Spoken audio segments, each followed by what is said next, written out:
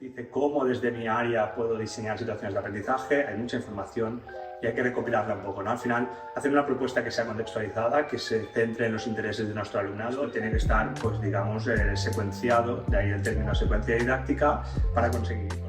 Vas a hablarme del libro de texto. Una serie de pasos, una serie de pasos que en este caso es muy sencillo porque es detrás de la página 1 va a la página 2. El acto de programar es un acto de creatividad, ¿verdad? Donde realmente tú partes de cero en base a ese lienzo en blanco que es tu clase y que ya los estudios dicen que solo aprende quien quiere aprender. Bueno, hay muchos que lo han dicho. Bueno, ahora ya no tanto, porque ya no, pero que diría que estos modelos competenciales de no estar en conocimiento o la memoria o tal, es que no han entendido nada. O sea, la memoria es la base de cualquier aprendizaje, los contenidos son necesarios y los necesito. Si damos una actividad de motivación, pues van a leer un fragmento de un texto y van a responder las preguntas. Que a lo mejor... Eso no es una situación de aprendizaje. Ya está, tú lo compras si te gusta, pero no es una situación de aprendizaje. Un examen gamificado no es evaluar competencias. Son cosas que yo he ido aprendiendo y que quiero aplicar para nuestra gente, ¿no. Aprendizajes son proyectos, pero sí, quizás es la más famosa, ¿no? Muchas veces nos dicen, no es que yo trabajo por proyectos. Vamos a puntualizar una cosa, y es que tú trabajes sin libro no quiere decir que trabajes por proyectos. Que yo me acuerdo cuando una alumna me decía, yo quiero trabajar con la secuencia didáctica de la gamificación. Y era, perdona, pero la gamificación no es una secuencia didáctica, es una cámara.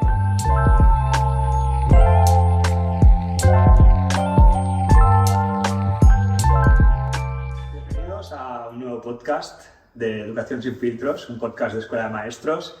Bueno, nos han reñido, ¿no, Guille? Sí, el Maño nuestro editor, Guille, el Maño, nos ha dicho que nos presentemos, ¿vale? Porque no nos conoce nadie. Entonces, bueno, ha sido más Maño a la hora de decirlo, ¿no? Sí, sí. Hacer el favor de presentar lo que nos conoce nadie, sí.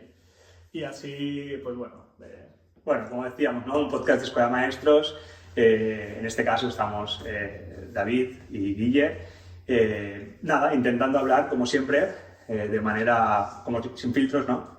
De manera directa, de manera clara, de cómo percibimos nosotros la educación, de cómo la sentimos y bueno, encantados de poder compartir con vosotros, con vosotras, porque nos enriquece muchísimo, ¿no? En este caso, hoy, Guille, ¿de qué queremos hablar? Bueno, yo creo que vamos a hablar sobre algo que muchas veces nos preguntan, ¿no? Y son secuencias didácticas, ¿no?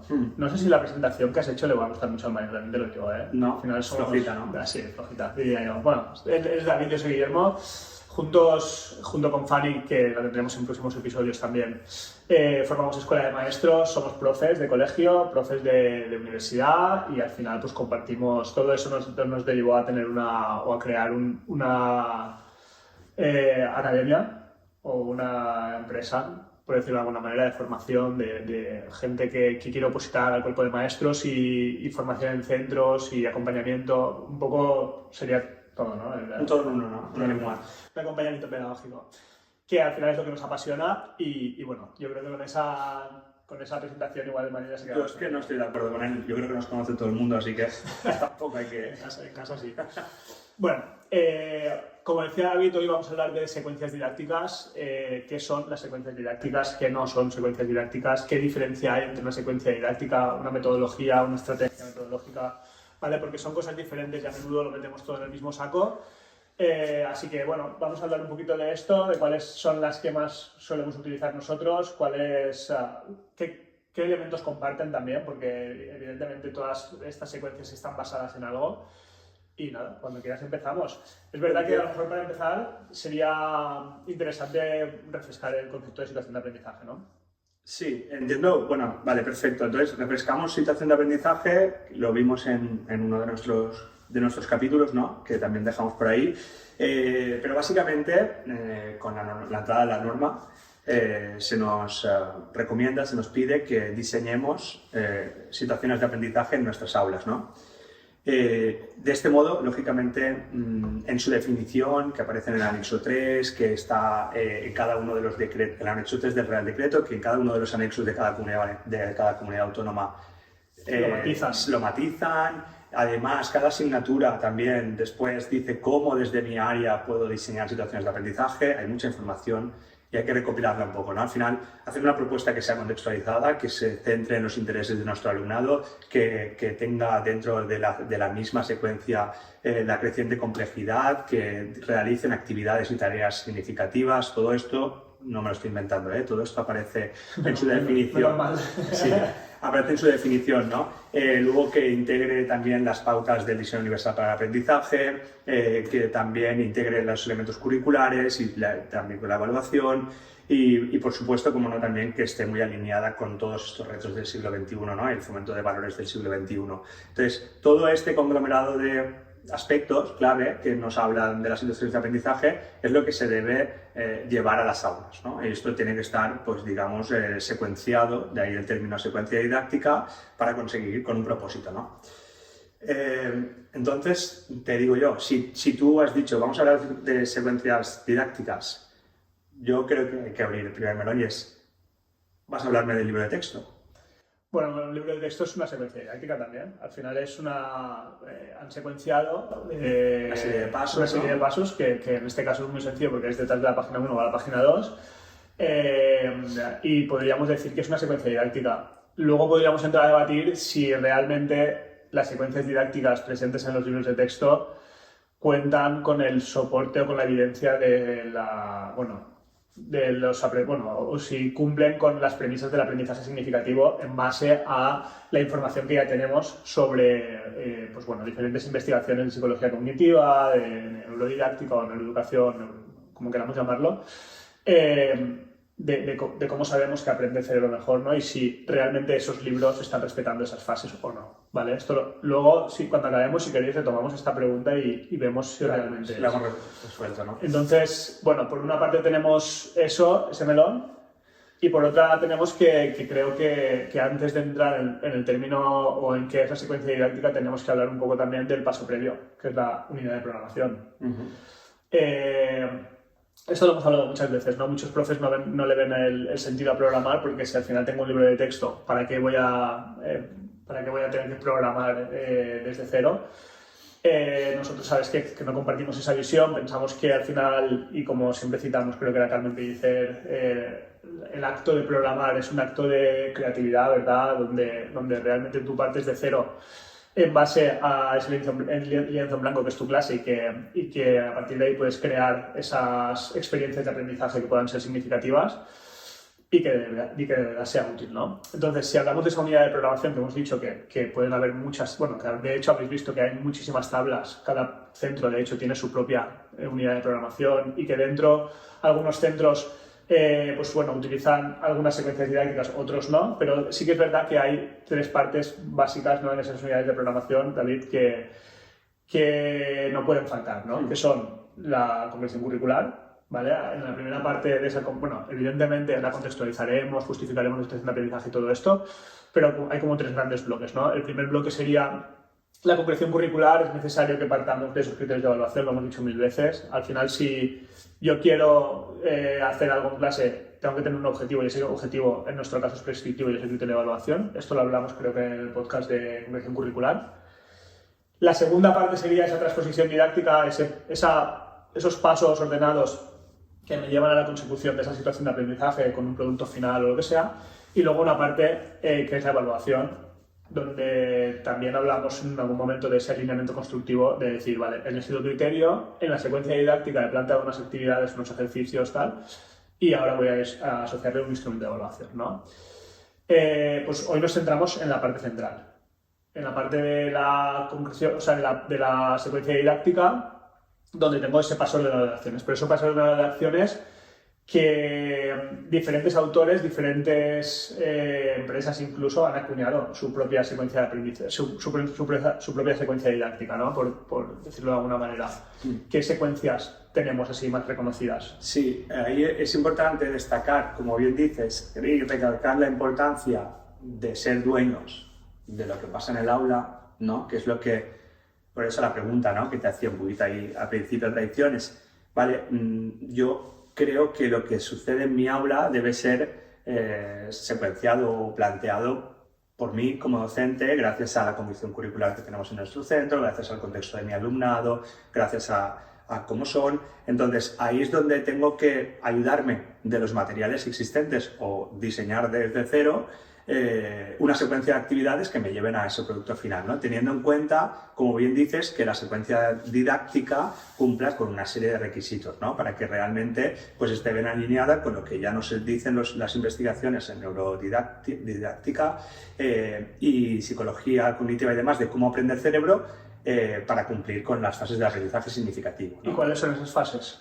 Vale, en cuanto a las fases, y luego hablamos si quieres de cada una de las secuencias didácticas que respetan estas fases, tenemos 4 grandes bloques. Bueno, esto nosotros nos ayuda mucho nuestro compañero amigo Chema, Sí. Chema Lázaro en su rosco de aprendizaje, ¿no? Que viene un poco de forma muy visual, pues que podamos darnos cuenta cuáles son esos grandes bloques, ¿no? Que tenemos que seguir para que esos aprendizajes sean perdurables en el tiempo, que sean significativos, etcétera, etcétera, ¿no? Nos basamos en esto ahora para poder fundamentar este modelo, este marco en el cual se asientan prácticamente la totalidad de todas las secuencias didácticas que podamos encontrar después. Y vamos a ponernos en el día de que te enfrentas al diseño de una situación de aprendizaje para tus alumnos, te sientas delante del lienzo en blanco, buscas la concreción curricular, buscas referentes normativos que te ayuden a hacer una serie de actividades y en ese momento ya vamos a decidir qué secuencia didáctica quiero cumplir. En este caso, pues cuando quiero diseñar una secuencia didáctica, debo de respetar estas fases que decías que nuestro amigo Chema las destaca en su rosco de aprendizaje, ¿no? El primer gran bloque sería el bloque de activación, ¿no? En el bloque de activación vamos a tener dos objetivos principales. Uno va a ser el motivar a nuestros alumnos. Ya los estudios dicen que solo aprende quien quiere aprender, ¿no? Bueno, estudios y al final esto es una historia, ¿no? Al final aprende el que quiere aprender, la motivación es un aspecto esencial, ¿no? Hablaremos otro día, ¿no? De motivación, si quieres, porque al final incluso hay algunas fórmulas, ¿no? De cómo podemos motivar al alumnado, ¿no? Y tenía algo que ver así como con... Era un poco el valor subjetivo que el alumno percibía sobre eso que van a hacer, es decir, cómo de importante es, ¿no? Y sobre todo la autopercepción que tiene de cómo de capaz soy o cómo de capaz me veo de hacer esto, ¿no? Y esto influye directamente en la motivación y ahí podremos hablar de estrategias que nos ayuden al profesorado a conseguir esa motivación, ¿no? Pero decías, motivación. En la fase 1 de activación, uno de los objetivos es la motivación de nuestro alumnado. Es verdad que nos vamos siempre a lo que dicen los teóricos, pero en la realidad de las aulas es lo que se ve, que o lo motivas o lo enganchas o no va. Y también en ese momento lo que pretendemos es la activación de sus conocimientos previos, ¿no? En este caso, esa activación de conocimientos previos para que cuando más conocimientos previos tengan sobre lo que vamos a dar a continuación, más fácil será que aprenda, más va a aprender y mejores conexiones y andamiajes va a hacer. Ahí es súper importante, ¿no? O siempre nos indican que lo que realmente una estrategia que podemos utilizar mucho es utilizar muchísimos ejemplos, ¿no? Y eso nos llevará a otro podcast seguramente que determina un poco esas diferencias, esos niveles en la educación y es seguramente, creo que coincidimos muchos en que el nivel de conocimientos previos que tiene el alumnado determina el éxito, ¿no? Posterior. Entonces, para nosotros, en esa primera fase de hacer esa detección de conocimientos previos o activación de conocimientos previos, nos va a permitir o les va a permitir a ellos activar esos conocimientos para que los nuevos conocimientos que nosotros tenemos la intención de introducir, puedan ir adhiriéndose a esas estructuras neuronales que ya son fuertes, que ya son perdurables en el tiempo y que una vez esos nuevos aprendizajes se adhieran ahí, va a ser muchísimo más fácil para ellos de evocar. Por tanto, esa primera fase de activación, que es motivación y activación de conocimientos previos, es esencial. Que esto, si quieres, y nos vamos adelantando, luego veremos cómo en las secuencias siempre va a haber una primera fase, una primera actividad que tenga que ver con esto, ¿verdad? Claro, ahí es lo que quiero insistir, ¿no? Y aterrizar, ¿vale? Momento de construcción, de diseño de esta situación de aprendizaje. Lo primero que debo cumplir es esto, es el activar sus conocimientos previos y motivarles. ¿Cómo? Con una actividad, con 2, con 3, ya hablaremos de la secuencia didáctica, ¿no? O con qué tipo de estrategias, bien, pero el propósito mío como docente es activar sus conocimientos previos y motivarles. Una vez conseguido esto con mi alumnado, pasaríamos a la fase 2. Fase 2, que se llama construcción, en la que va a haber también dos bloques, ¿no? Una, donde va a haber una entrada de nueva información y posteriormente el testeo de la misma. ¿Alguna preferencia en cuanto a la entrada de esa información? Quiero decir, ¿hace falta que sea de algún modo específico? ¿Hay alguna investigación que diga, no, a lo mejor es la clase magistral, a lo mejor es que se lo busquen ellos por su cuenta? Aquí lo importante es que en sus estructuras mentales entre nueva información. El modo, pues dependiendo del tipo de alumnado que tenga delante, de lo que yo como docente me sienta más a gusto, más cómodo o sepa que soy mejor. Si lo quiero hacer, que sean ellos los que lo investigan. Si quiero hacer un Flipped Classroom, si quiero hacer una clase magistral, dependiendo. Nombres ahí el Flipped Classroom. Que luego ya especificaremos que no es ninguna secuencia didáctica, es una estrategia. Claro. Ahí el objetivo ¿qué es? Que en su mente entre nueva información, pues si yo le pongo un vídeo y le hago una serie de preguntas sobre el mismo, con una teoría, un vídeo de teoría que existe en YouTube o en cualquier Khan Academy, donde sea, y le hago un testeo de la comprensión mediante las preguntas, pues esto es Flipped Classroom. ¿Toda mi secuencia didáctica es Flipped Classroom? No. Cuando quiera entrar nueva información, le voy a hacer a lo mejor... Entonces estás diciendo que luego también lo hablaremos, que dentro de las mismas actividades luego lo puedo enriquecer con alguna estrategia metodológica, dependiendo del alumno que tenga delante, ¿no? Y aquí es un poco retomando el tema del libro de texto, que al final es un poco café para todos, ¿no? Que si yo lo hago desde cero, pues seguramente pueda buscar estrategias que mejor se le adapten a nuestro alumnado. En este caso, incluso para esta fase de construcción, pues ya veré si a lo mejor incluso le quiero dar la información en formato multimodal, ¿no? Claro. Diciendo que al final son esas múltiples formas, ¿no? de representación o de...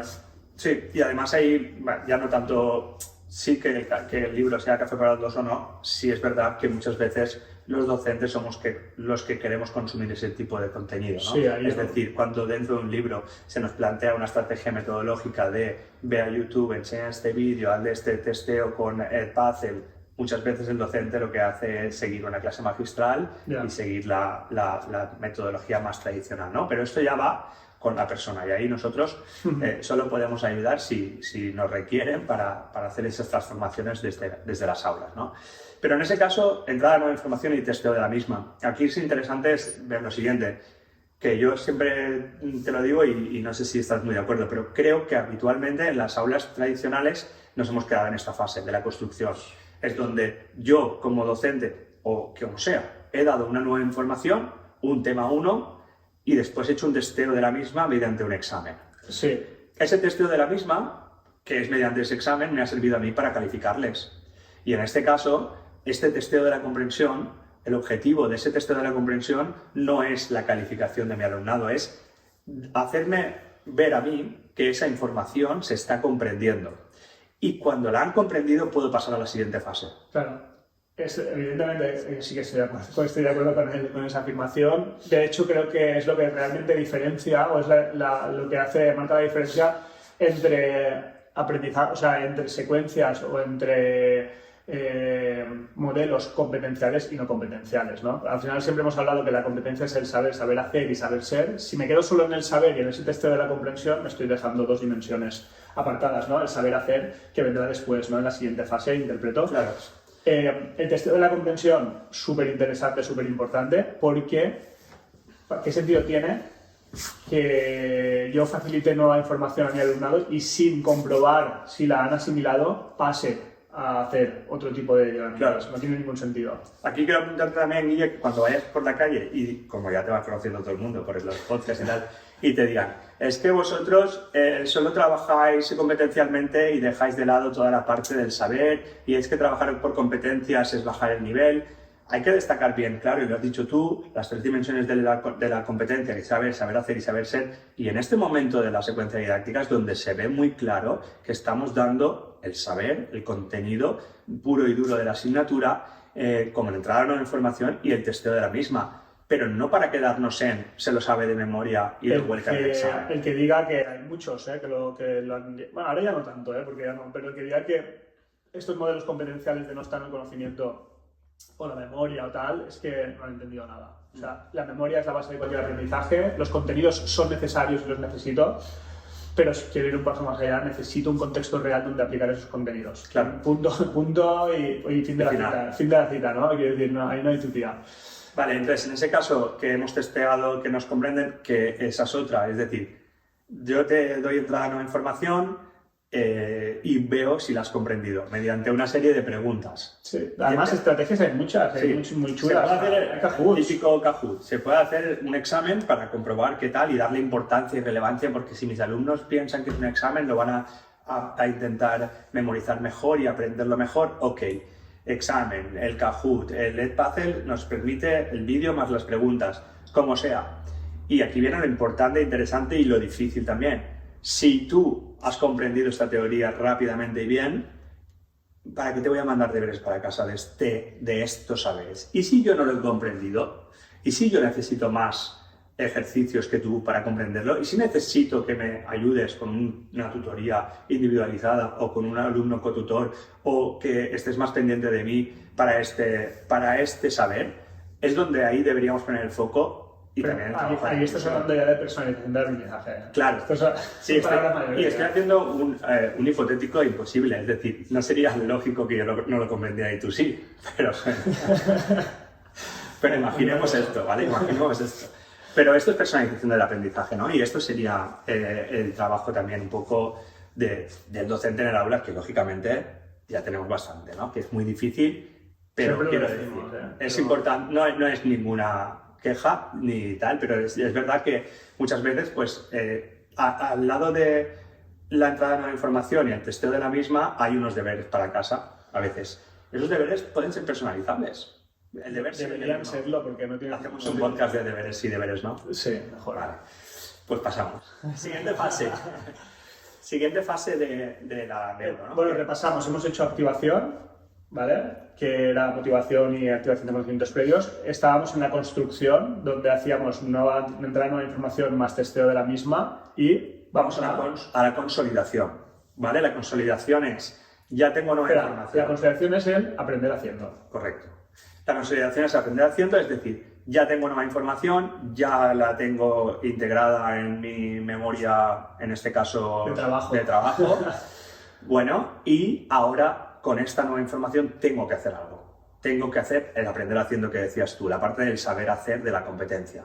Y luego además también nos lo dicen bien claro, con repeticiones diversas. No me vale el hacerlo hoy en un contexto determinado y que se quede ahí, porque se puede quedarse otra vez en el aire, ¿no? Sí. Las repeticiones diversas, la práctica espaciada, es decir, si yo le he dado el conocimiento, el saber sobre la aguda, llana y esdrújula y lo voy a aplicar en una biografía que van a hacer de su familiar, perfecto, pero oye, en el tema 2, en la situación de aprendizaje 2, no dejes de trabajar este contenido. Sí.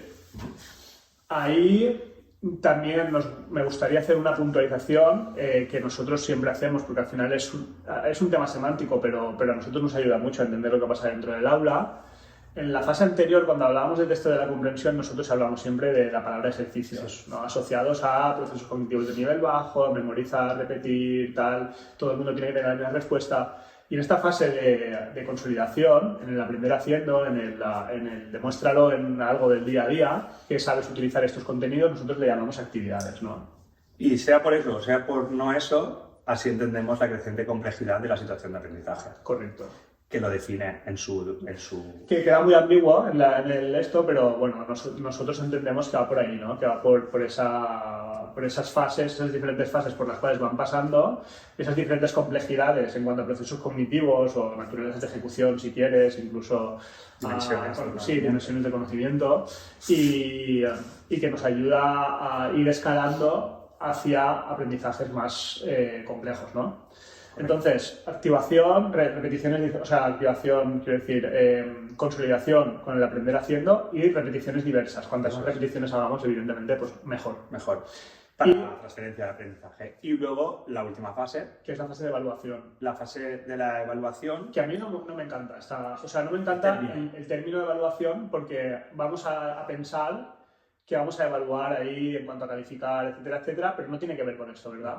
Aquí en la fase de evaluación no tiene que ver con esto, tiene que ver con... Bueno, tiene que ver realmente, no nos gusta el término porque no comprendemos del todo. Porque lo asociamos a la sumativa, a la evaluación sumativa. Porque no estamos haciendo una buena comprensión del término evaluación y entendiéndolo de forma global y de manera holística, ¿no?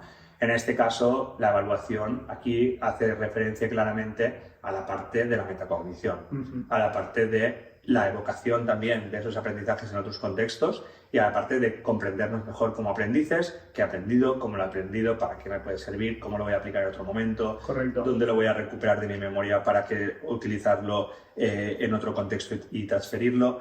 Esta es la parte de evaluación. Y es una parte bastante sencilla de aplicar en el aula porque al final hay un montón de técnicas, estrategias y escaleras de metacognición que pueden rellenar, que con nuestra ayuda evidentemente, que cuestan mucho de rellenar para hacerlo bien, Sí. tal, pero esto está bien. Pero aplicar ese tipo de estrategias sin haber hecho un proceso donde les ayudemos a hacer momentos y parones de metacognición y de reflexión sobre su aprendizaje puede ser muy osado por nuestra parte. Decirle a un nano que haga, él antes pensaba, ahora pienso, después de haber hecho un recorrido por una secuencia didáctica tipo de un libro de texto, a lo mejor no tiene mucho sentido. Hay que aplicar esas estrategias, hay que aplicarlas también durante el proceso. Sí, bueno, de hecho, Carlos, a ver si lo traemos un día para hablar de metacognición, ¿no? Y evidentemente la metacognición no es únicamente al final del proceso, sino que tiene que estar presente durante también. Pero entonces hemos dicho que esta evaluación no es la sumativa y la evaluación sumativa ¿dónde queda? Porque en una secuencia voy a tener que evaluar, ¿no? De hecho, un poco hablando, ahora mientras hablábamos estaba pensando y digo, los libros que no nos gusta ser demasiado críticos tampoco con los libros porque al final los libros han venido a cumplir una función y se siguen vendiendo porque los seguimos comprando en los centros educativos. Pero es verdad que no respetan ni siquiera esa premisa que siempre decimos del alineamiento constructivo, ¿no? Es decir, elige un criterio, asociarlo directamente a una actividad y poner un instrumento de evaluación, muchas veces en los libros ni siquiera está. Pero bueno, esa reflexión aparte, ¿dónde evaluamos en una secuencia didáctica? O sea, ¿dónde hacemos la evaluación sumativa? ¿Dónde podemos calificar en una actividad, en una secuencia didáctica? Porque si en la última fase, que es la evaluación, me estás diciendo que no. Sí, sin entrar de lleno en todas las fases de la evaluación y en cuándo, cómo y las grandes preguntas, sí que, lógicamente, si en algún momento debemos de hacer una valoración del aprendizaje mediante la evaluación sumativa, las propias actividades de esa secuencia didáctica me van a servir para valorar desempeños que están marcados en los referentes normativos, ¿no? Tú lo decías muy bien. Habituados estamos a tema 1, examen de contenidos. Esto es lo que hemos dicho. Estamos en la fase 2, en la fase de la construcción. Ese paso más de ir al aprender haciendo me va a obligar a que yo vea el desempeño que se marca en el criterio en una actividad, en un contexto real. Y por lo tanto esa actividad propiamente va a ser la evidencia de aprendizaje que yo utilizaré para, de manera sistemática, poder observar si esos desempeños están realizando o no. Entendemos que entonces la evaluación es un proceso continuo, como marca el preámbulo de la misma ley, te dice que no es un proceso que vaya al final, o sea, que no es algo que vaya al final del proceso como photo finish simplemente y tal, sino que durante todo el proceso se tiene que estar haciendo esa evaluación de esos criterios que tú has ido seleccionando. Pues está perfecto. Genial. Entonces, entendemos que esas son según la neuro, según la psicología cognitiva, un poco las grandes fases que tiene que tener una secuencia didáctica. Y entonces yo tengo que meter o tengo que ir asociando actividades, tengo que ir creando actividades que respondan a esas fases, ¿no? Y ahí sí que es verdad que también tenemos que hacer un pequeño paréntesis o un stop and go, que se dice en el motociclismo, donde entendamos cuáles son los propósitos de esas actividades. ¿Qué propósitos tiene que tener la actividad? Bueno, por una parte ya hemos visto que tiene que responder a esa fase. Si es actividad de motivación, pues vamos a intentar que sea motivante, ¿no? Pues esto muchas veces nos pasa, ¿no? Si damos una actividad de motivación, pues van a leer un fragmento de un texto y van a responder unas preguntas. El otro día, que a lo mejor...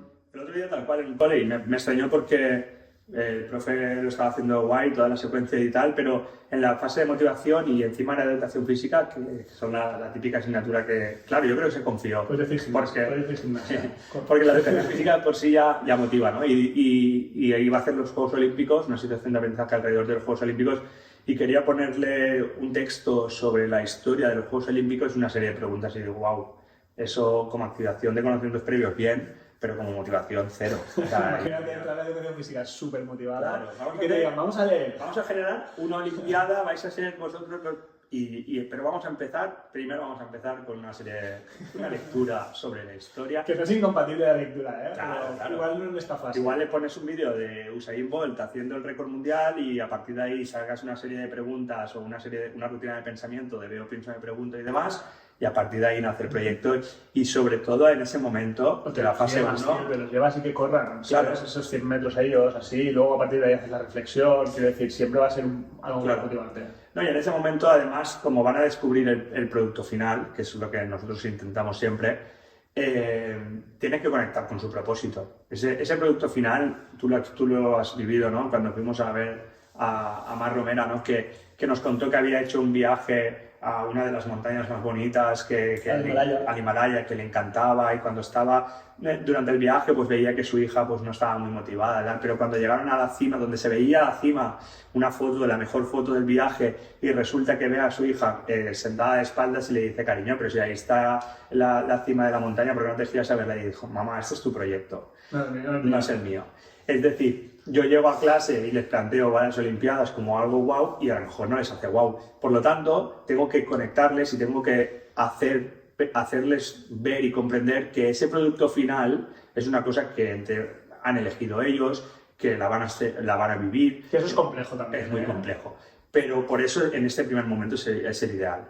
No es: wow, qué motivante va a ser el proyecto, vamos a hacer esto. No, yo creo que mediante un escape room, mediante alguna actividad de rutina de pensamiento, donde les dejes múltiples opciones, y si ya lo han elegido ellos, les motive más o les motive menos, ya es suyo. Luego entraremos en algunas otras secuencias didácticas, porque hoy explicaremos la secuencia base, ¿no? Pero, sí, por ejemplo, el Design for Change, el diseño para el cambio, que eligen ellos cuál es ese propósito final y tal, al final ves que la motivación de sus proyectos es muy bestia.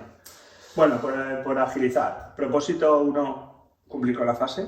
Propósito 2, que responda a algunos de los criterios que he seleccionado, evidentemente. No voy a hacer actividades por rellenar, ni por caer en el didactismo de qué chulo está esto y voy a hacer un holograma, ¿sabes? Que nosotros hemos hecho en clase, pero al final le has buscado ese alineamiento con el criterio de evaluación que tocaba, ¿no? De si la reflexión y todo el rollo. Pero no es porque sí, es porque si he seleccionado unos criterios de evaluación, pues tienes que montar una actividad para poder evaluar el desempeño de ellos. Y el tercer propósito, ya nos acordamos. Sí, el tercer propósito es que sea un paso necesario para llegar a un producto final. Es decir, tu producto final es X, tú tienes que hacer una serie de pasos para llegar allí, porque muchas veces se ha dado el caso de que tú tienes un producto final bastante chulo, bastante impactante y bastante significativo, pero si no les entrenamos, si no les guiamos a conseguir ese producto final, siempre llegamos y decimos... Sí, al final, igual que decimos que los ejercicios no compartimentan o no es una partición de la actividad, en este caso sí que podemos decir que las actividades tienen que de alguna manera secuenciar el producto final. Por eso es una secuencia didáctica, evidentemente. Entonces, muchas veces lo que pasa es que muchos profes eligen un producto final chulísimo, y resulta que la secuencia didáctica no está nada alineada con esto, porque yo sabía que tenía que hacer una expresión oral y he hecho una expresión oral que está descontextualizada, y yo sé que tenía que hacer una expresión escrita y he hecho una expresión escrita que está descontextualizada, porque en realidad el contenido pues sí que me va a servir, pero no está alineado con el producto final. Por tanto, a lo mejor dices: ostras, te has tirado 2 semanas, 3 semanas, un mes haciendo una serie de actividades que nada tienen que ver con la tarea, y de repente repites la tarea que no tiene nada que ver. O sea, secuéncialo para cuando lleguen a la tarea, que la tarea esté hecha. Esto me suena que lo hemos vivido en nuestras carnes, con algún caso concreto en el que nos hacíamos nosotros los libros, hacíamos un libro, o sea, el material didáctico del alumno, hacíamos un material didáctico tipo, con una serie de muchos ejercicios descontextualizados y demás. Cuando se acababa ese tema, el profe preguntaba: ¿y ahora qué tarea hacemos? Ninguna. No tiene mucho sentido. No tiene ninguno. Y eso también está muy visible en algunos documentos, en algunos libros, ¿no? Un tema 1, X, con un popurrí de contenidos y cuando llegas al final, pon a prueba tus competencias y haz un folleto sobre el guía turístico de no sé qué. Cuando no les hemos preparado. Ya. Vale, eso hay que evitarlo. Vale, y entonces... ya tenemos claros el propósito de las actividades, que lo hemos explicado porque a partir de ahora vamos a buscar diferentes actividades en nuestra secuencia, ¿sí? Entonces, como hay muchas secuencias, a nosotros nos gusta empezar siempre por la secuencia base, ¿no? Sí. Que denominamos base y que está como muy relacionada con las grandes fases que hemos explicado antes. La estructura de tareas. Sí, correcto. Nuestra secuencia base, que es la de la estructura de tareas, que nace de las unidades didácticas integradas inclusivas y tal, pues... esa es la que nos gusta explicar porque es muy sencilla, se ven muy claros los pasos y luego, si queréis, pues podemos hablar de otras secuencias didácticas, incluso, evidentemente, habrá una oportunidad de, seguramente, y si queréis, o si os interesa el tema, sacar un podcast por cada una de las secuencias didácticas porque es súper interesante también. ¿Cuál sería la secuencia base? Secuencia didáctica de estructura de tareas, que es la que mayormente presentamos siempre al principio, es la de llegar hacia ese producto final, hacia esa tarea. Es decir, busco un qué y un para qué, que es el producto final. Ya hemos definido en alguna ocasión quién, para qué, producto final, socialmente relevante, que tenga un valor cultural, artístico, científico, social. Esa sería la cúspide donde queremos llegar, la pirámide, ¿no? Esa pirámide que siempre ponemos, que a Mayo también le gusta mucho. En esa pirámide vemos que eso es la cúspide, ¿vale? Vamos a caminar hacia esa tarea, hacia ese producto final. Pues vamos a empezar con una actividad cumpliendo con las fases que hemos hablado antes de motivación. Actividad número 1 de motivación. ¿La decimos entera y hacemos alguna particularidad de cada actividad o la rompemos en trozos? Como quieras, lo que me molaría a lo mejor es poner un ejemplo para que se entienda mejor. Vale. La tarea, por ejemplo, ponemos un ejemplo de tarea, sí. La de la creación del libro, por ejemplo, que tenemos, de Mujeres Invisibles. Sí. ¿No lo hemos puesto de ejemplo todavía este? No lo sé. O en la expresión oral de la Bueno, mira, sí. Vale, ese es el que... Bueno, luego, o si queréis, mira, podemos dedicar otro a ver secuencias diferentes. Por ejemplo, ¿no? Porque, por ejemplo, o sea, hay un montón. Reforma Express, por ejemplo, que tiene que presentar la reforma de una instancia del colegio. Lo vamos a hacer un día con varias secuencias didácticas y mostramos el ejemplo. Vale, pues coge ahora la receta de cocina, si quieres. Vale, el producto final es esa expresión oral de una receta de cocina, de un texto instructivo que al final va a formar parte de un recetario con unos códigos QR. Ese recetario se imprime, ¿te acuerdas? Que lo tenemos ahí, lo tenemos en el aula en color gigante, súper chulo. Si tenemos por ahí algún ejemplo, igual lo podemos dejar asociado. Vale, ese es el producto final, que al final no tiene nada extraordinario, que también es una cosa que nos pasa. Pero tiene un qué y un para qué. Claro, y con un propósito que está alineado con nuestros criterios de evaluación, así que ahí lo tenemos todo. Entonces, para nosotros está alineado con ello, para ellos tiene un propósito porque al final decir que vas a hacer una exposición oral delante de la cámara para hacer un recetario que te lo llevas a llevar a casa, que se va a quedar en el aula, en la biblioteca del centro, eso lógicamente tiene un para qué. Vale, pues total, para ello, de algún modo, para llegar hasta allí, debemos de hacer alguna actividad. Uno, que sería la actividad de motivación, ¿no? Donde consigamos activar sus conocimientos previos y donde consigamos conectarles con ese producto final. En este caso, la actividad de motivación... No sé, esta secuencia hiciste tú. hace mucho que Ya. Bueno, es que esta secuencia didáctica también para ponernos en contexto, la llevamos haciendo desde el 2010, seguramente 11, que empecé a ser tutor con Rafa. Él ya la hacía antes. Para que se comprenda también que diseñando de este modo no tenemos ningún miedo a que cambie normativa, a que cambien criterios de evaluación. Hemos respetado, de hecho, la secuencia didáctica asociándole diferentes referentes normativos, diferentes criterios de evaluación, porque al final siempre van a haber expresiones escritas orales, ortografía, gramática, van a haber un montón de cosas ahí que se van a ir haciendo. Bueno, la actividad de motivación en este caso, David, pues podría ser, yo creo que incluso el traer, hacer una merienda, creo que puede ser algo así. Poder hacer una merienda, lo está mirando ahora. Sí, tengo aquí... Que de hecho el libro está para descargar en Apple Books, si queréis, la secuencia didáctica completa y tal.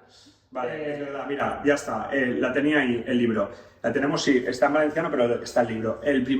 Esta actividad de motivación ha ido cambiando porque, dicho, hacemos este producto final desde hace mucho tiempo, pero lógicamente la secuencia la vamos mejorando. Claro. Actividad número 1, veían un vídeo de Masterchef Junior, ¿te acuerdas? Que era bastante simpático y ponían enseguida un titular. Les molaba mucho porque muchos lo veían, ¿no? El tema del Masterchef. Claro, rutina de pensamiento de titulares, donde sacaban un titular que nos hacía mediante un trabajo cooperativo también, que lo tenía por aquí, sacaban ese titular en individual, la técnica 1, 2, 4, en pareja y en equipo. Entonces, cuando sacaban un titular cada grupo, los juntábamos y de ahí derivábamos en qué idea podía salir de producto final, que lógicamente estaba súper encaminado a que ellos fueran Masterchef Junior. Vale, entonces tenemos actividad de motivación, perfecto. En este caso es motivación y activación de conocimientos previos mediante una serie de preguntas, ¿no? Una lluvia de ideas que tenías ahí, una serie de preguntas. Segunda actividad, planificación.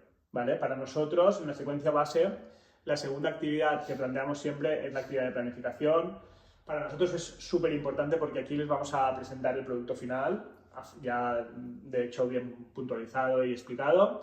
Les vamos a explicar cuáles son las diferentes actividades y cuál es la secuencia que vamos a seguir. Les vamos a explicar los objetivos de aprendizaje. Les vamos a organizar en equipos. Les vamos a organizar el trabajo. Si hay un portfolio que tienen que ir haciendo, pues lo van a tener que hacer. Y esto evidentemente está súper alineado con el tema de las funciones ejecutivas, ¿no? De esa capacidad de planificación, de esa capacidad para autogestionar su tiempo, para poder organizarse, etcétera, etcétera. Porque muchas veces siempre decimos, es que tienen que saber organizarse y tienen que ser autónomos, pero nosotros les estamos dando estrategias para esto. Entonces, esa segunda parte, esa segunda actividad que nosotros ponemos es la actividad de planificación y que normalmente llevará asociadas siempre o casi siempre pedagogías ágiles para el emprendimiento. ¿Vale? Ya entraremos después. Si queréis, entramos después en estas metodologías activas o metodologías que pueden enriquecer la secuencia. Claro. Entonces tenemos motivación, planificación. Planificación, donde en este caso también, pues si van a trabajar en equipo o no, si van a trabajar individual, los roles, vale. Y enseguida nos metemos de lleno en las actividades de desarrollo, donde se va a hacer visible la fase de la construcción y la consolidación que hemos hablado antes, donde va a haber entrada de nueva información mediante teoría más ejercicios y donde va a haber una actividad que es lo que ellos van a poner en práctica esos saberes, ¿no? Entonces aquí vienen una serie de X actividades de desarrollo donde se hace ese concepto de microsecuencia, del cual también hemos ido hablando. Y entonces aquí, por ejemplo, para la receta de cocina, bueno, primero para la entrada de nueva información y la teoría, pues ellos se ponían a buscar por la web diferentes recetas, cómo son, cómo no son, les hacíamos la destreza de pensamiento de fiabilidad de las fuentes, para asegurarnos de que estaban buscando en lugares fiables, para ayudarles a buscar fiablemente. Otro día hablamos de las destrezas y de las asociábamos algún criterio de evaluación, de hecho, y una vez tenían esa información, hacíamos el testeo mediante algunos ejercicios, ¿vale? También trabajábamos sinónimos, antónimos, la parte más teórica, ¿no? Un poco es lo que más nos cuesta cuando empezamos a trabajar de esta manera, es buscar ese encuadre de dónde trabajo los contenidos, ¿no? Claro. Y al final es ponerlos al servicio de lo que va a venir después. Claro, si van a hacer una receta de cocina tiene sentido que sepan sinónimos, antónimos, conectores, primaria, conectores y todo lo que van a tener que utilizar en esa exposición oral. Vocabulario específico. Exacto, de la cocina, correcto. Entonces ahí viene la actividad. No la he dado, pero me acuerdo bastante. Sí, es que esta es muy trabajada, esta la hemos hecho.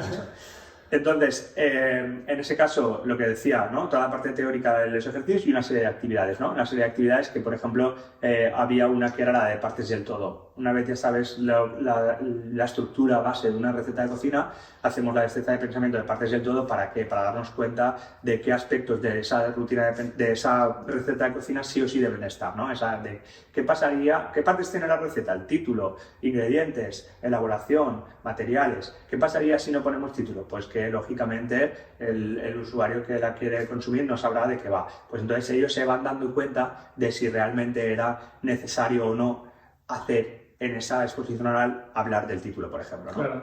Después hacían, aparte de las partes del todo, una serie de ejercicios y teoría, hacían un videotutorial. Un videotutorial explicando todo lo que... Todo esto son diferentes actividades de desarrollo. Lo estás metiendo todo en el mismo saco, pero son 3, 4, 5 actividades de desarrollo que no tiene por qué haber una, ni dos, ni tres. Tienen que haber tantas como considere necesario para secuenciar bien el producto final, ¿verdad? Y pueden ser 2, 3, 4, 5... Claro, ahí viene el videotutorial donde además van a hacer visible que comprenden las partes que tiene que tener. Tú sabiendo que lo están comprendiendo, ya podemos ahí incluso incluir algún referente normativo que tenga que ver con la exposición oral, con la utilización de materiales para defender una exposición oral. Después de esa actividad vendría otra vez teoría y ejercicios y nos iríamos a otra actividad que sería, por ejemplo, el compara y contrasta, donde elegían 2 recetas y comparaban y contrastaban cómo era una u otra, ¿para qué? Porque les estaba ayudando ya a llegar a ese final, que era la elección de la receta, ¿no? Y esto lo hemos ido aprendiendo nosotros durante el camino, porque normalmente le decíamos, tienes que hacer una receta y de repente se plantaba algún nano aquí y nos hacía una paella, ¿sabes? 40 minutos de tutorial de la paella y decías, tío, a lo mejor tendrías que haber elegido otra receta, ¿no? Entonces, teniendo en cuenta esas consideraciones, le decíamos, mira, elige unas cuantas, haces un compara y contrasta y la que mejor creas que se va a adaptar al requisito o a la demanda que le estamos haciendo, que es un tutorial que tiene que durar entre 4 o 5 minutos, entonces lo haces. ¿Me explico? Después, una vez elegida o compara y contrasta, les ayudaría a elegir una y, lógicamente, después de tenerla como esa actividad, ya hemos hablado de las de desarrollo, ahora vendría la actividad de síntesis. ¿Qué quiere decir actividad de síntesis? La actividad donde recopilan todo lo que sé, para ponerlo al servicio prácticamente de la tarea, ¿no? Y en este caso sería hacer ese guión de la receta que he elegido con todo lo que voy a ir diciendo en el día de la tarea, que es la exposición oral, ¿no? Entonces ese guión, esa síntesis... Incluso podría ser que a lo mejor en este momento no lo hemos organizado así, o no se organiza así, pero creo que a lo mejor la actividad de síntesis debería ser la creación de ese guión o incluso la grabación de la receta de cocina, porque al final es ese producto donde estás sintetizando todo para que luego nosotros montemos todo el recetario. Este es el producto final. Aquí lo que sucede es lo siguiente, ¿no? Las actividades de síntesis, dependiendo de la naturaleza de la tarea, pueden ser, como bien dices, que prácticamente ya es la tarea, o sea, el contenido de la tarea estaría hecho en la actividad de síntesis, sí. Ese vídeo ya, y la tarea lo único que nos queda es ponerlo al servicio de la comunidad, que sería ese recetario con ese QR y demás, o si, por ejemplo, la tarea fuera un teatro, que lo hemos hablado una vez, la síntesis, lógicamente, es el ensayo final. Entonces, ese guión más el vídeo podría ser la actividad de síntesis y la tarea sería ya el producto final, ¿no? Sí. En ese caso, haríamos la tarea, producto final, y nos faltaría la última actividad, que es la actividad de evaluación, donde vamos a hacer esa metacognición. Nosotros ahí siempre poníamos, ¿no? Una ficha, ¿no? Una ficha que tenemos. Esto está guay, o sea, siempre lo explicamos porque nos estamos bastante contentos, ¿no? Con el resultado final, porque poníamos una ficha de metacognición donde tenían que responder qué contenidos habían trabajado, cómo los habían trabajado, qué habían aprendido más allá de los contenidos, dónde pensaban que iban a poder volver a utilizar esos contenidos más allá del colegio,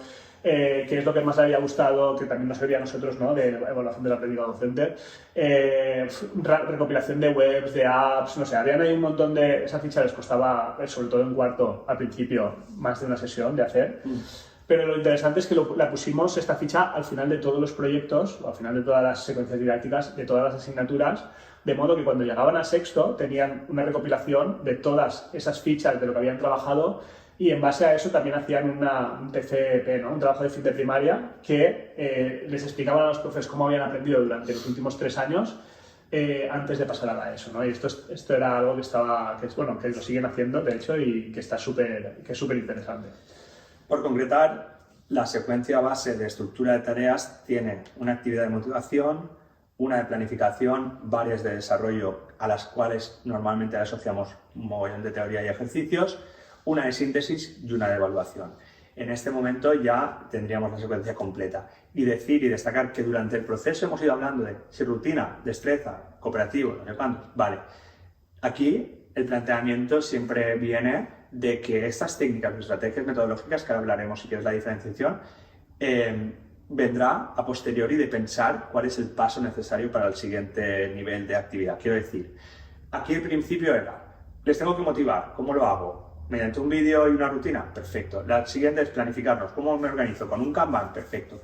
Después, ¿qué viene? Yo sé que primero tienen que conocer las partes de la receta. Pues para eso es lo primero que pienso. Y después digo, ¿qué hay? ¿Qué batería de posibilidades tengo? Pues partes y el todo. Claro. Partes y el todo me viene perfecto, pues lo meto. La siguiente, ¿qué sería? Que elijan una de las dos. Ostras, pues para elegir, o elegir con destreza, o compara y contrasta, en este caso compara y contrasta. La siguiente, que es exponerla en un videotutorial, exponerla, yo quiero ver cómo las ponen, un videotutorial. Sí, al final antes, porque el videotutorial viene de las partes que han elegido, pero bueno, partes del todo, videotutorial y compara y contrasta, vienen a enriquecer los pasos lógicos de creación de llegar a un producto final, que sería eso. Sí, es una estrategia que vas a utilizar dependiendo de quién tienes delante y cómo son tu alumnado y los recursos que tengas, etcétera, etcétera. Si queréis otro día podemos hablar de nuestra caja de herramientas. Claro. Si estuviera Lucía aquí, a lo mejor ese guión último que hemos hecho nosotros diría, pues yo voy a hacer un visual. Pues fenomenal. Claro. Porque le pega también. Vale, entonces tenemos clara la secuencia base, ¿vale? Y entonces tenemos claro que podemos enriquecer esa secuencia con metodologías activas, con técnicas o estrategias metodológicas. Sí que me gustaría puntualizar una cosa, y es que sí que no es una secuencia didáctica, antes de entrar, porque ahora entraremos en qué secuencias didácticas tenemos. O no, vamos a entrar primero en qué secuencias didácticas hay, así a grande... Vale, pero las vamos a nombrar. Solo nombrarlas. Solo nombrar y si quieres hablamos tranquilamente otro día, ¿no? Vale. Aparte de esta secuencia base de estructura de tareas, cualquiera de las que están por ahí acuñadas con el término secuencia didáctica van a cumplir con las fases de aprendizaje significativo. Por ejemplo... Aprendizaje basado en proyectos. Sí, quizás es la más famosa, ¿no? Que muchas veces nos dicen, no, es que yo trabajo por proyectos. Vamos a puntualizar una cosa, y es que tú trabajes sin libro no quiere decir que trabajes por proyectos. Que yo me acuerdo en algunos coles cuando trabajaba en Barcelona, que toqué como 30 colegios en 2 años, llegaba a algunos sitios, no, aquí se trabaja por proyectos, y los proyectos eran fotocopias del libro, ¿sabes? Lo que pasa es que como no tenía el libro parecía, no, quiero decir, si tú trabajas por proyectos, la aprendizaje basado en proyectos tiene una serie de fases, creo que son 7 o 8, depende del autor, 10. Incluso 10. Entonces, pues tienes una fase que es el crear equipos, tienes una fase que es, bueno, hay una serie de fases que se tienen que respetar y eso es un trabajo por proyectos. Tengo aprendizaje basado en problemas, que nace evidentemente de que lo primero que le presentas es un problema para el cual sabes que no tienen todavía los conocimientos necesarios y que lo vas a aprovechar para introducirlos y que te den la solución al problema. Basado en retos. Tengo el aprendizaje basado en retos. Que es deriva de esos dos. Al final vais a ver que todas confluyen en las mismas fases, lo ha dicho David, que todas comparten muchos de los puntos y que incluso no tengo por qué trabajar. Acabo de decir, no trabajas por proyectos porque no cumples las fases. Es que a lo mejor no me interesa cumplir todas las fases. Yo soy el dueño de lo que pasa en el aula y a lo mejor me interesa mezclar 2 secuencias didácticas porque creo que para mi alumnado es lo mejor. ¿Qué más tengo? Tengo aprendizaje servicio, que tiene un toque pues, muy social, ¿no? Muy solidario. Tengo el diseño para el cambio. Tengo el Design for Change. Es el mismo. Tengo el Design Thinking. Está también los paisajes de aprendizaje. Hay muchas secuencias didácticas. Si queréis, entraremos a hablar de cada una de ellas y todas tienen sus fases. Y lo que decía antes, el otro día en la academia una alumna me decía: yo quiero trabajar con la secuencia didáctica de la gamificación. Y yo decía, perdona, pero la gamificación no es una secuencia didáctica. Es una capa que le ponemos por encima para que sea más motivante, para conseguir pues, bueno, que estén pues eso, un poquito más enchufados, donde hay retos, baches, donde hay puntuaciones o lo que tú quieras ponerle, hay un hilo argumental, hay una historia detrás, como tú quieras, las fases del héroe, ¿no? A mí me gusta el que dice, no, yo es que evalúo con la gamificación, tal. No, tú haces un examen adornado. Sí o no, hay mucha gente que pone un examen, ¿no? con que tiene un toque de Harry Potter y ya, o de, da igual, digo Harry Potter por decir. Pero bueno, no, eso no es. La gamificación no es una. La gamificación no es una secuencia didáctica y gamificar un examen no quiere decir que estés evaluando competencias. ¿Sí o no? Se ven muchas cosas por ahí. Vale, pero que no es malo, que no es nada malo. Lo que yo quiero siempre en este caso es. A mí lo que me ha gustado siempre es... ¿Podemos hacer un podcast de cagadas de los profes? Sí. Las nuestras, las primeras, ¿sabes? Las primeras, yo lo que quiero con esto es que si yo lo he aprendido por el camino y me han engañado, me han estafado por el camino, pues ahora que no me estafen a más gente, ¿no? Es decir, cuando en un libro pone situación de aprendizaje, a lo mejor no lo es. Cuando pone yo trabajo por proyectos, tú lo has dicho. Creo que no sé si lo dije, ¿no? A lo mejor en algún momento lo repetimos, pero otro día un profe por redes nos enviaba un libro, ¿no? Y decía, mira, el libro de antes del Ombloe y el libro de ahora de las situaciones de aprendizaje era el mismo. Claro. Le habían cambiado, habían puesto situaciones de aprendizaje y era exactamente la misma secuencia ratera, tío. Entonces, eso no es una situación de aprendizaje. Ya está, tú lo compras si te gusta, pero no es una situación de aprendizaje. Un examen gamificado no es evaluar competencias. Son cosas que yo he ido aprendiendo y que quiero dejar también para nuestra gente, ¿no? Nosotros hemos hecho exámenes así también. Claro, lo hemos hecho, pero es que ese examen gamificado que nosotros hemos hecho y que a lo mejor lo habíamos puesto en un punto final pensando que la evaluación tenía que estar ahí, es que es un testeo de la comprensión buenísimo. Es que el gamificar ese testeo de la comprensión les va a hacer engancharse muy bien. Es que hay que gamificar, ¿quién ha dicho que no? Pero cuando haya que gamificar y poniéndole el nombre que tiene. Que es un testeo de la sobre todo que no sea el punto de partida, la gamificación. Tú primero piensa en objetivos de aprendizaje, criterios, piensa en secuenciarlos adecuadamente, piensa en procesos cognitivos, piensa en los contenidos que quieres dar, piensa en absolutamente todo lo que tienes que pensar y luego, si quieres, lo gamificas y le das lo guapo que quieras. De hecho, cuando se descarguen la secuencia esta de aquí hay una gamificación de los bloques de contenidos que había antes, que después ya no son los bloques de contenidos y tal. Nosotros gamificábamos cuando conseguían hacer ciertas actividades que iban relacionadas con ese, vamos dando medallas, cromos y tal, badges. ¿Eso está bien? Sí, porque les hacía conectar. Es una motivación extrínseca que muchas veces, que siempre lo hemos dicho, está mal la motivación extrínseca, no está mal, porque buscábamos, con esa motivación extrínseca, me acuerdo que buscábamos que adquirieran el hábito de leer, que adquirieran el hábito de hacerlas. Pero bueno, creo que esto es harina de otro costal. Sí, hay que hablarlo en otro momento. Pero que esté claro. Creo que el término de secuencia, espero que haya quedado claro, ¿no? De alguna manera. Y yo creo que con esto nos Término de despedimos, ¿no? secuencia y cómo lo entendemos nosotros, ¿no? Que al final Sí, lo decimos bueno. siempre, ¿no? Solo venimos a comentar lo que nos sale bien, lo que nos sale mal y a lo que nosotros entendemos como es. Pero vamos, Lo que tenemos como es que es así. no, como lo entendemos nosotros, quiero decir. Así que nada, muy agradecidos una vez más de que habéis llegado hasta aquí. Como siempre os decimos y nos obliga también el Maño, ¿no? Suscribiros Sí, si os gusta y sobre todo dejar comentarios y siempre que hablamos, siempre vamos abriendo melones y los vamos dejando para otro momento. Si alguno tenéis especial ilusión o especial interés en que lo hablemos, pues bueno, lo dejáis por los comentarios y nada, estaremos encantados de compartir un ratito de charla con, bueno, en este caso David y yo, Fanny o algún invitado que pueda venir. Así que nada, nos vemos en el próximo capítulo.